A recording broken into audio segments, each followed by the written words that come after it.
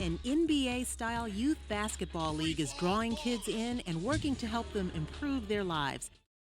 Meet Otis Lyons and hear about his vision for young people and the state next on Black Issues Forum. Quality public television is made possible through the financial contributions of viewers like you, who invite you to join them in supporting UNC TV.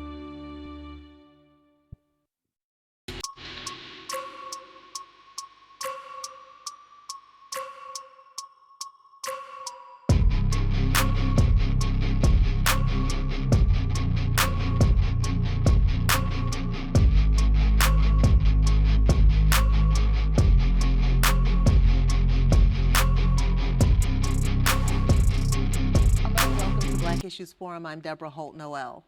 We so often hear it takes a village to raise a child, and it's important to recognize that each villager has a unique talent and set of experiences that they can lend to that upbringing. Let me know in the comments, are you a part of a village, and what talents do you have? Otis Lyons is one of those in the village. He's overcome the hardships of gang life in prison to create initiatives that positively impact young people and help him carry out his mission and vision to improve the community. I'd like to welcome Otis Lyons, founder of Campaign for Change and Don's Basketball League. We also have with us one of the young people who has experienced one of Lyons' initiatives, Matthew Mangum. He's a senior at Riverside High in Durham. Welcome to the both of you to Black Issues Forum. Thank you. Thank you for having us. Absolutely.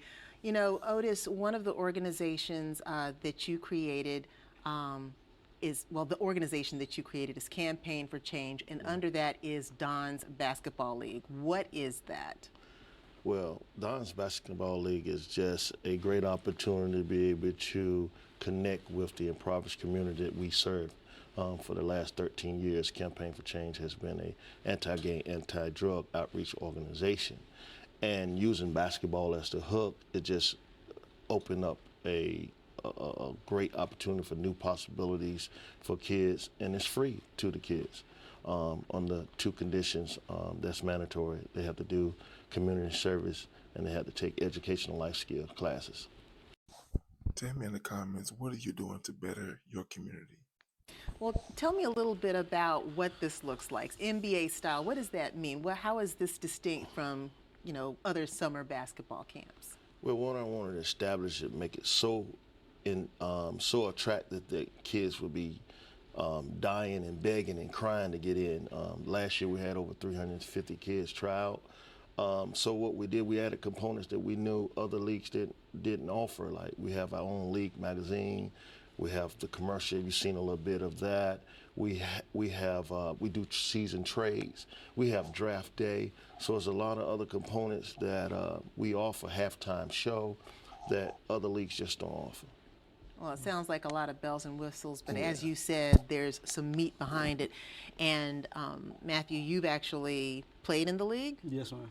So tell us what position you played and what was it like being in Don's Basketball League? Well, I played point guard, and it was a great experience for me to play in Don's Basketball League. It really showed me how to be a leader on and off the court, and taught me life lessons. It was just a great experience all around. So some of the things, from what I understand, you get, you know, these really great uniforms, and there's cheerleaders. You know, how important was that? Did that really help kind of make it sizzle? Yes, it did, and it just really brought out more of the competitiveness in all the players. Great. And Otis, tell me a little bit about how this is funded. After all, it's free for the kids who participate, but you also have a number of corporate partners or sponsors for the teams. How does that work? So when I thought about it, I said, there's no way we could afford to do this league. And initially I thought about marketing and advertising. I said, a lot of our original supporters of our mission, Campaign for Change, I just went and approached them and said, hey, wouldn't it be great if you owned your own basketball team? You get to name your own team, you get to pick your team colors, your mascot, and a lot of the companies bought into it very early, and they was excited about having their own team. So we went to our corporate sponsors and some of our contributors, like Fox 50 and United Way, have a team. North Carolina Mutual has a team. So we went to all these businesses and small organizations that was already helping fund us. It was just a relationship that already we had, so it made it a win-win situation. I want you to pay close attention to what he just said. He's giving you the blueprint.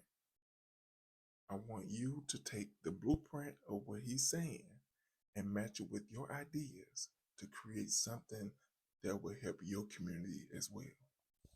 And it adds an element of excitement. As I understand, you not only have the league, but you report the scores in the papers. And yeah, that's another thing that a lot of our sponsors enjoy, to be able to go and look in the newspaper, the News Observer, the Triangle Tribune, the Durham Herald. They are able to go and look in the newspaper. I once was at a meeting, and one of my sponsors said before each meeting, they look in the paper and see if their team won or not. Duke Regional Affairs, they have a team, the Knights. So Fal Wynn, he's a big supporter and a fan of the DBL. So we're excited about that.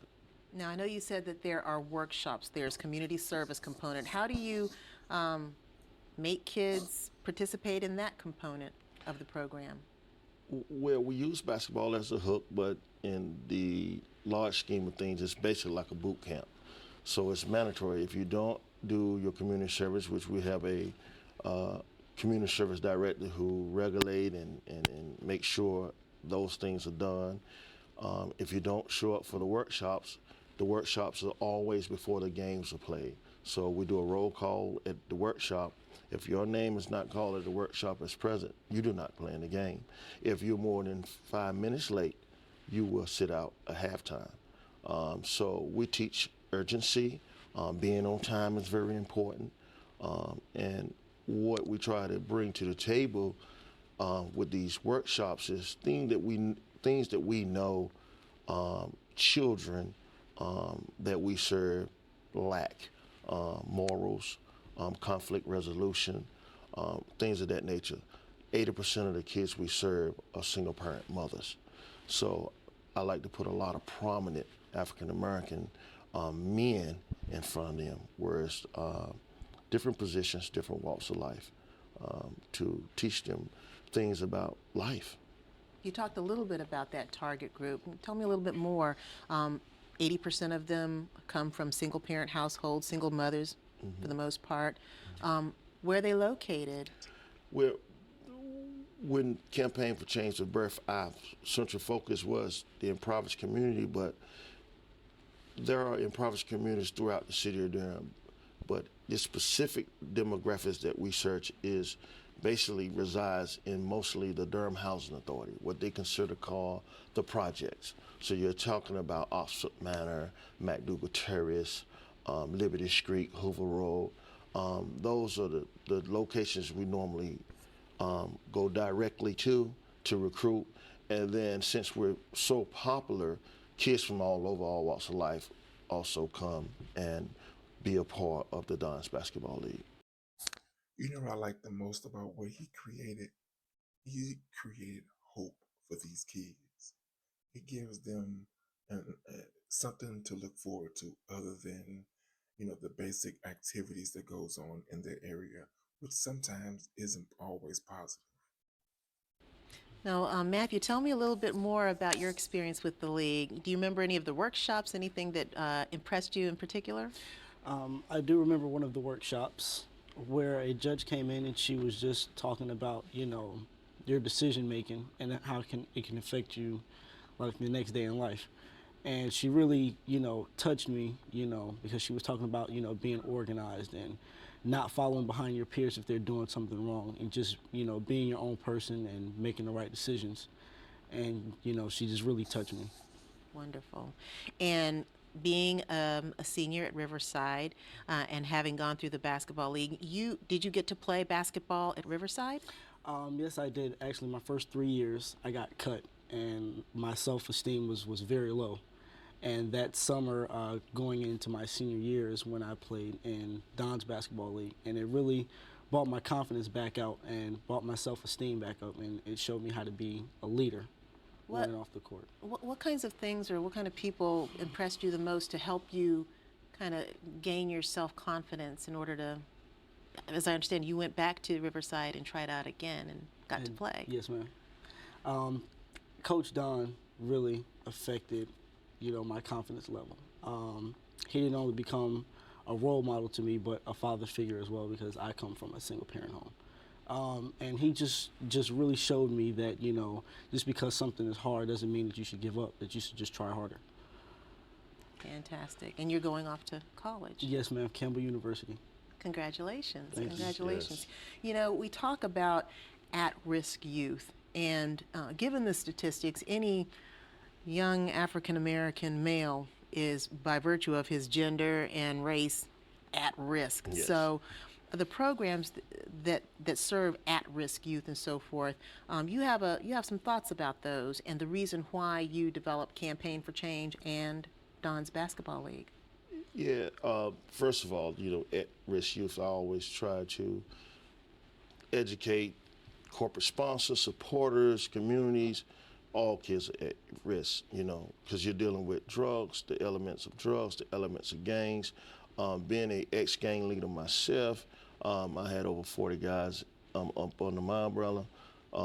38 of them probably didn't even want to be in a gang. But by my influence and being scared of me and scared of what we're going to do to them, they had to join. It's kind of like, the old saying is, you got to join them, to survive. And that's the case here.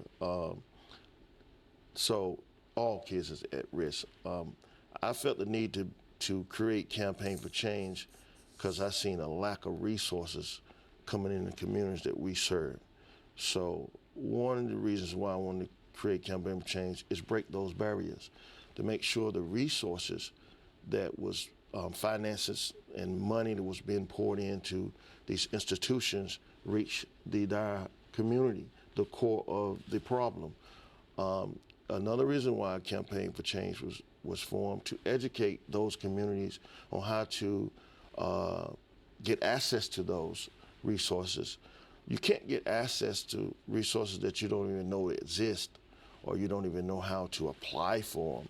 So one of our main reasons is going in these communities, bringing direct resources to them, but also educating them on how to apply for them and let them know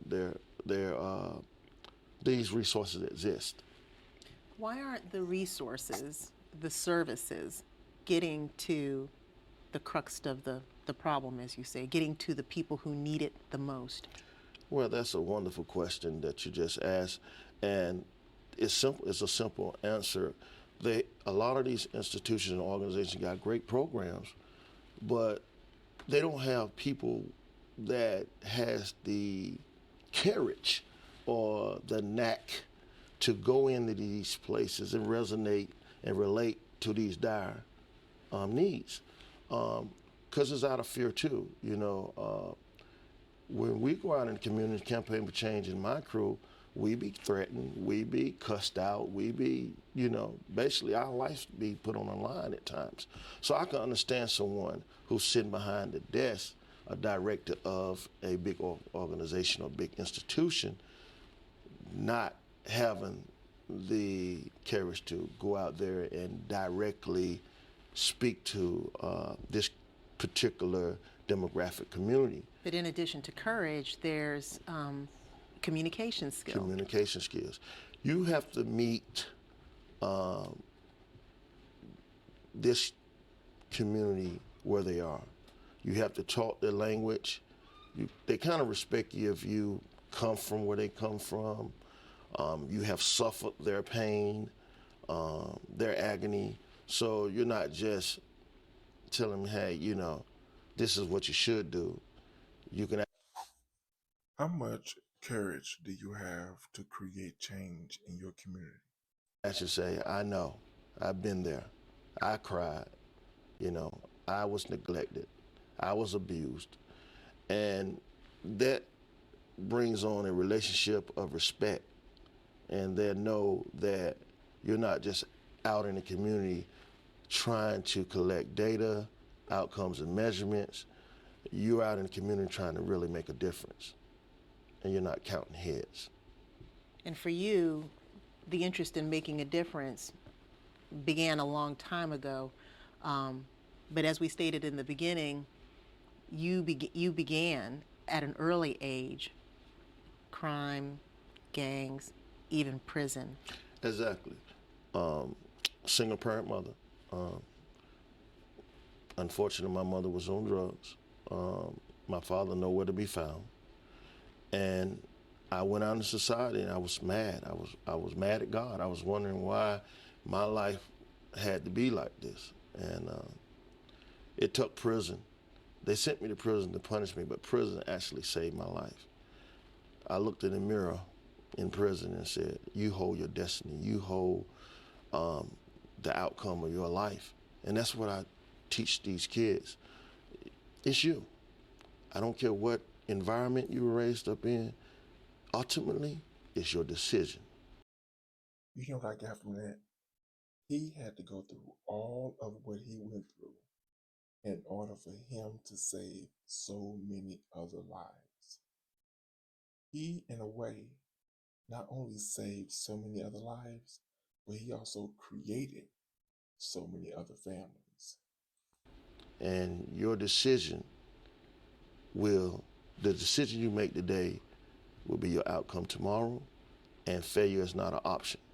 And that's why I explain to all kids, even Matthew, you got cut from the basketball team, it's you. Make a difference, go in there with confidence and go in there and win, and he done that. I'm proud of him. He's going to Campbell, and we just love when some of our kids take it to the next level. And you're taking it to the next level, hopefully, with your latest campaign to get a building to Yes. house all of these games. Yes. What's that project called? And tell us a little bit about that. Well, the project was created 5 years ago, and we have bigger projects that we want to do, even in, your 10-year, 20-year plan. This opportunity is to have an opportunity to have the Campaign for Change complex, where we can do a continuous of care 365 days a year, but also do something that no other organization have done for the youth, build a DBL arena specifically for the youth, and really make it NBA style, and eventually branch it out statewide, invite other cities like Fayetteville, Greensboro, and Raleigh to also have DBL teams, and then we bring it all back to the Mecca, the home of Durham, and have like a CIAA MEAC. That's all right. Yeah. And where would this be located? You have your eye on a building. Exactly. And it's ironic because this building was built in 1960. And I have had opportunities in the past to start a Campaign for Change facility, but a lot of the opportunities was the building was either inadequate, too small, cracked foundation. There's a lot of problems. But I walked in this building a couple of months ago, and it actually gave me chills. Although it was built in 1960, it seemed like it was built for Campaign for Change. And you said it's located off Roxborough Street? It's located off Austin Avenue, which is basically the bloodline street for 80% of the communities we serve. And Camden Avenue bears off from Austin Avenue. The building, so it's practically 3 minutes from Austin Avenue, which is the ideal place for us. Matthew, what would you like to see in a center like this? What difference do you think it could make to the community? I think it would make a huge difference. A lot of kids like myself would get involved, would be very interested in, not just playing basketball, but just learning how to deal with everyday life situations, and just having a father figure here like Coach Don, a lot of them coming from single parent homes. What I would love to see happen is some of these NBA players and some of these WNBA players to show up and donate some of their time to help the youth. Let me know in the comments, what do you think will better help this organization moving forward. And the kids, I mean, you're playing basketball, but there are other things for those who don't play basketball and also for girls.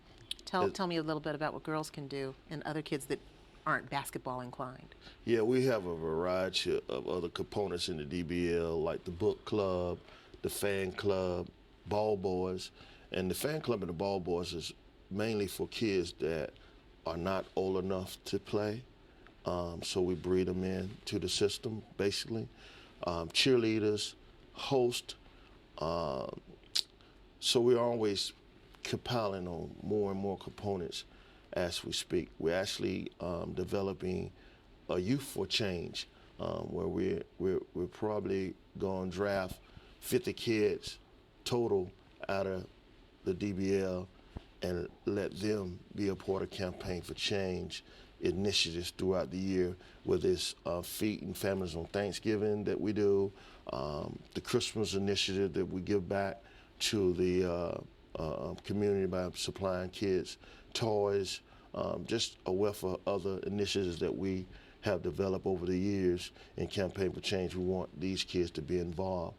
Something like the DBL, I think is very powerful that during the season, the summer months, we have 100+ kids going out doing community service in these thrift stores, these missions, the mom and pop shops, giving back to their own community.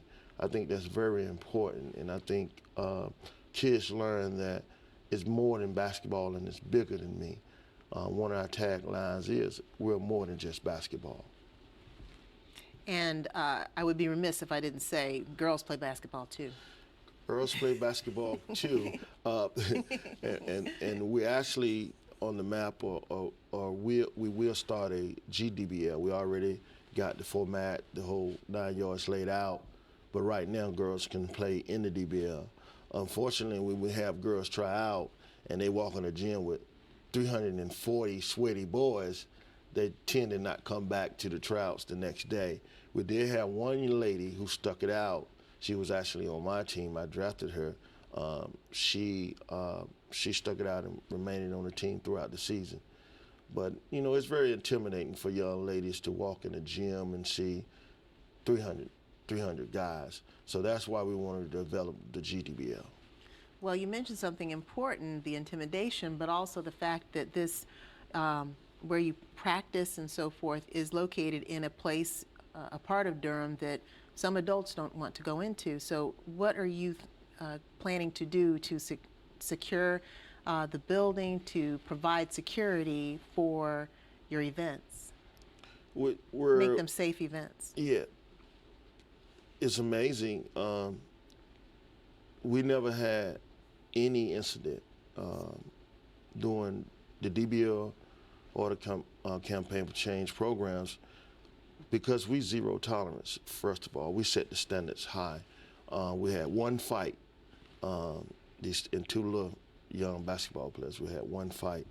So security, we have DBL security. If we feel like it's an issue, we also use the police department as well. We partner with them on several events. But we have a controlled environment. My staff is a trained staff because they can resonate with the people. We also we have one-on-one conferences when there's a conflict with parents or people who acting irate. You know, we actually take them to a conference room and basically resolve conflict before it escalates to something. That's so important. Yeah. Now, share with us how can people find out more information about Campaign for Change and also about the sports complex that you're raising funds for right Yes. now, and then just share once again what all is going to be in there beyond basketball. Well, definitely one of the reasons why I called you was, hey, we have launched a 90-day building fund campaign to obtain this building. We definitely need all the support from the community and corporate sponsors. And one of the key things is to obtain this building where we can grow. This building is on 2.4 acres of land, so we can always grow it to be able to serve the community more. But our projection to what we will have in the building is teaching kids graphics, T-shirt printing, a positive radio station for the community where it lets the community know about these resources that are available, but also talk about the positive kids like Matthew and what they're doing for the community, in the community. And we also will have a music studio, because that's my background. A music studio? Yeah, that's my background. I owned a music studio for 7 years before I even started Campaign for Change. But even with the music studio, teaching kids to think outside the box. Start creating jingles and things like that for companies like Sprite, because they're looking for jingles and things of that nature. Kids are very creative. We're also going to do a lot of our shows, what do we do throughout the year, like the Riding with Joe Crack play that we are known for, which is an anti-gang, anti-drug message. Our pageants, you know, we do our annual banquets. We also do the Carolina Idol. So there's a lot of shows that we do. And outside of the shows, of course, we'll offer the free HIV testing. We offer, because we partner with several government entities to bring in these things for the community for free. Home ownership workshops, parenting workshops, of course. We'll host all those in that building. And then rental facility for others who might want to have performances. Matthew, I'm going to give you the last word. What excites you most about this possibly coming to Durham? It just excites me that I know other kids like myself are going to have the opportunity that I had, and I know it's a life-changing opportunity. Fantastic. Matthew, Otis, thank you so much, and best wishes on success with the fundraising campaign and at college. Thank you.